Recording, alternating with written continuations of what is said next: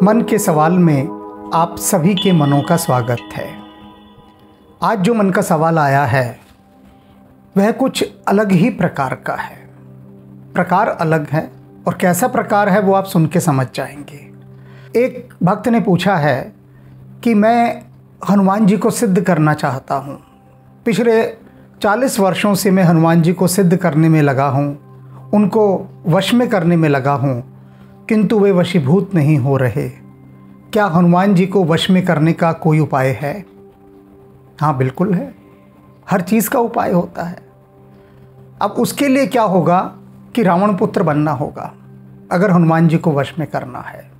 अर्थात मेघनाद, इंद्रजीत किया था ना, इंद्रजीत ने हनुमान जी को वश में ब्रह्मपाश फेंक दिया था, बांध लिया था और हनुमान जी उसका आदर करते हुए वशीभूत होकर बंध गए थे।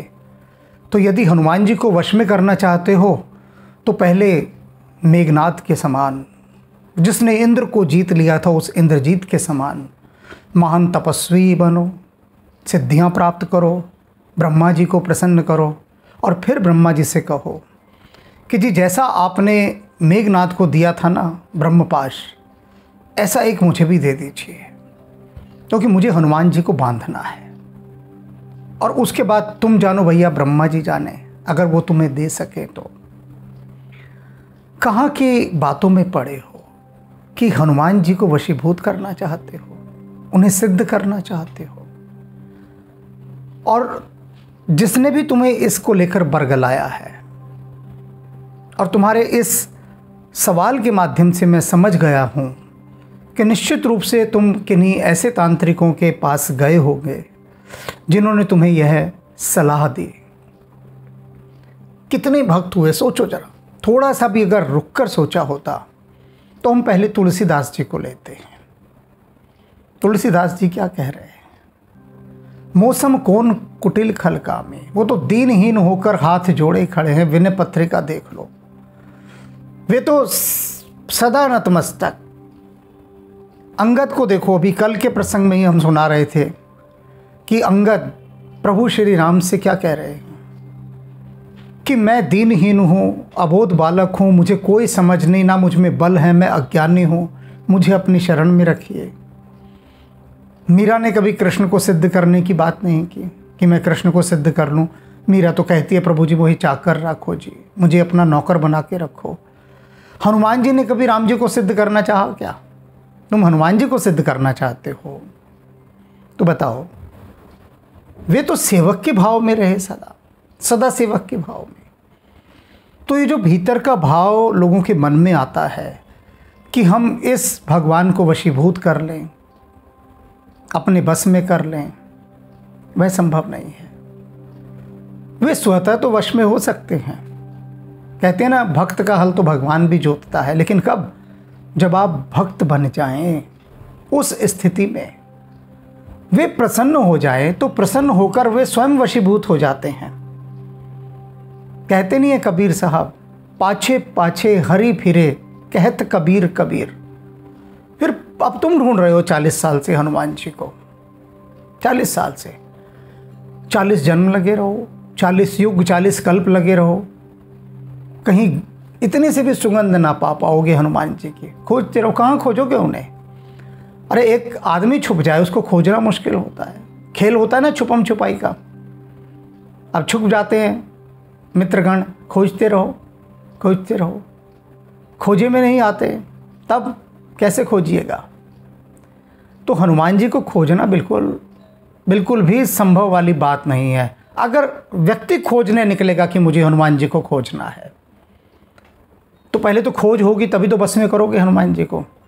जब वो मिलेंगे ही नहीं खोजने से, बताओ कहाँ खोजने जाओगे? कोई पता ठिकाना मालूम है हनुमान जी का कि वहाँ रहते हैं, ये मकान नंबर, ये गली नंबर, ये लैंडमार्क, कि जाओ जाके खो जाएंगे? कहीं नहीं पता, तो कैसे खोजोगे? अब हनुमान जी को सबका पता है। तो दो स्थितियाँ हो सकती हैं, या तो तुम हनुमान जी के पीछे भागो, तो भागते रहो फिर, और दूसरी स्थिति बहुत कम लोग जानते हैं, क्योंकि उसकी टेक्निक, उसकी विधि अलग है कि तुम कहीं मत जाओ, बैठे रहो, हनुमान जी तुम्हें खोजते हुए आए। अब ये बात समझ में नहीं आती लोगों के, क्योंकि ये समझ में आने के लिए तो बहुत उच्च चेतना चाहिए, बहुत उस तल का गुरु चाहिए जो स्वयं हनुमान जी के पास रहता हो, वही तो बताएगा।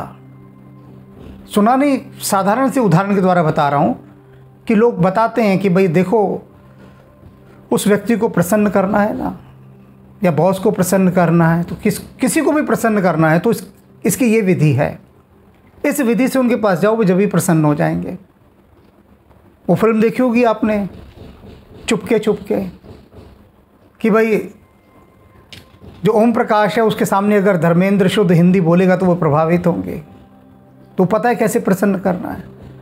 तो हनुमान जी को खोजने का विचार छोड़ दो, बैठकर राम जी के भाव में रहो,